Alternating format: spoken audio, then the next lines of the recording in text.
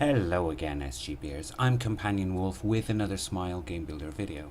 This week's tutorial is a very short continuation of last week's video on local variables, which went into some of the things that can be done with local variables.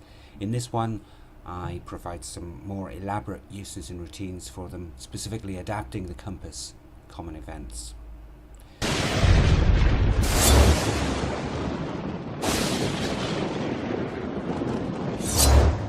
In part 1 of local variables, I went through some of the things that can be done with them, so I thought I'd add a second part with more uses for the local variables.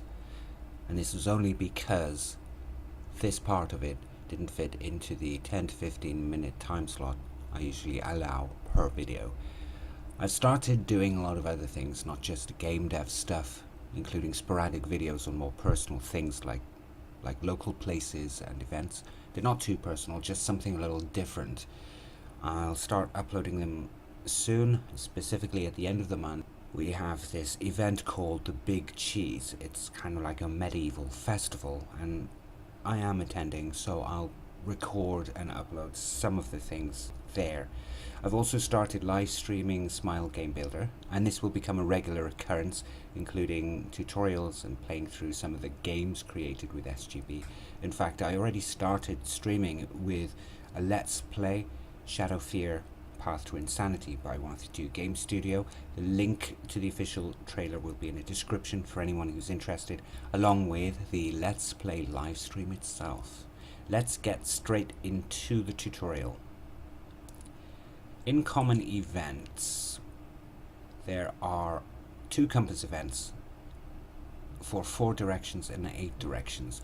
These basically put a compass on screen that moves around according to the player's direction. If we have a look at the default,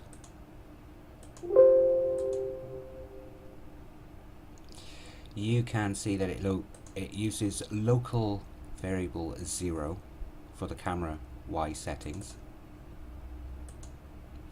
and then it checks the specific directional coordinates for the right compass image to be displayed.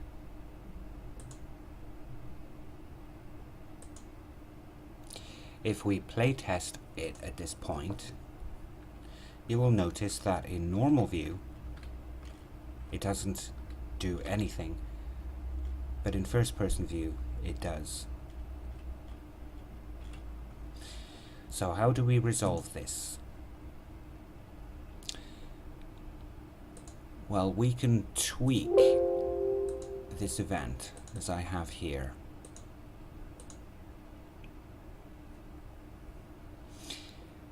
It's basically a 3-sheet common event,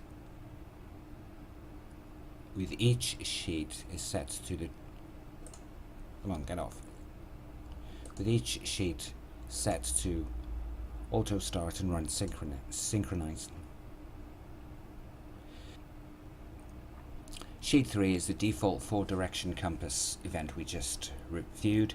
Sheet 1 is added to check which mode the camera is in, which will be either normal or first person view, and so as not to interfere with the local variable already assigned to the camera Y settings, the mode is assigned to local variable 1.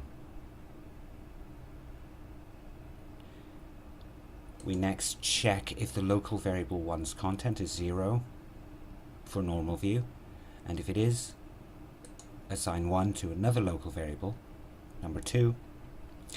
If it's not, then give it a value of 2. And then this then triggers the corresponding sheet for properly displaying the cardinal points on the compass. So what this does is it checks if the camera mode is normal. If it is, then it triggers sheet 2. If it's not, then it'll trigger sheet 3. It's kind of like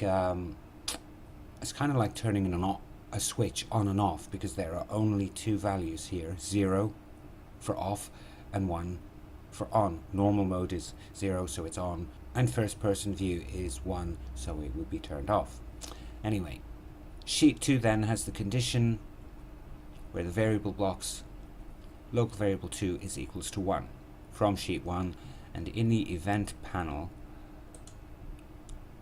local variable 3 is assigned to the player direction. You then have several branches to check which direction the player is facing, in normal view that is. If you want to know more about player direction, I covered it in tutorial number 19 specifically. To recap, SGB uses the following format for directions: north, south, west, east, which returns values of 0 through 3 respectively. So based on that, we can then check variable 3 for any of these values and display the correct compass image. You can then put this into nested branches if you like, but there's no point here really, because SGB will still go through each one until one of the values returns true. If you have another variable set up for player direction, as I usually do in a separate common event, auto running in the background for the most commonly used variables, then you can use this one instead, or you can keep it exclusive to this event because it's auto running in the background anyway and will only apply to this specific event. So now if we do another playtest, the compass will work as it should in normal mode and first person mode.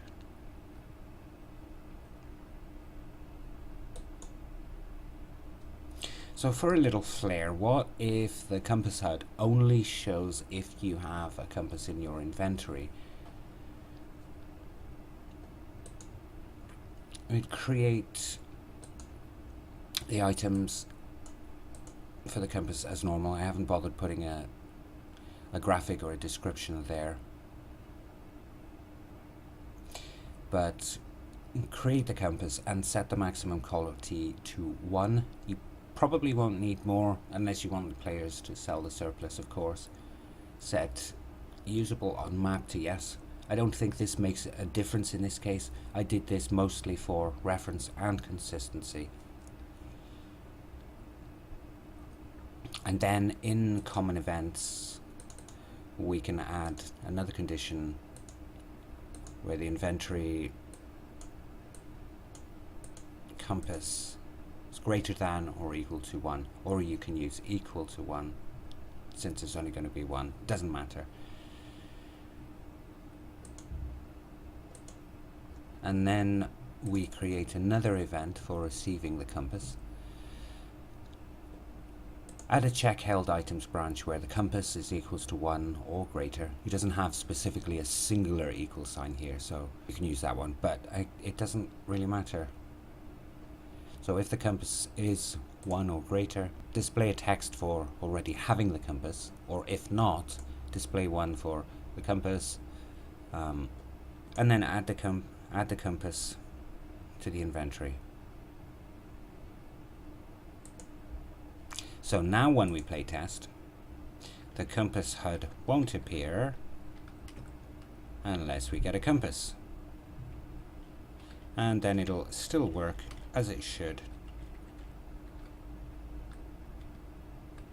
Just like that.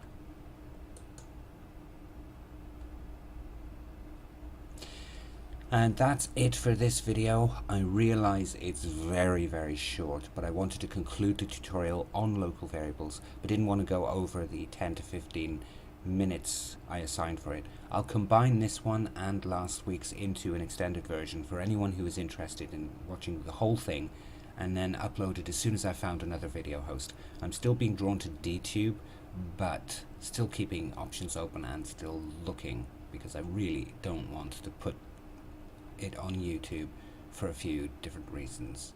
If you found this video useful, as always, subscribe for more videos and give it a like as well.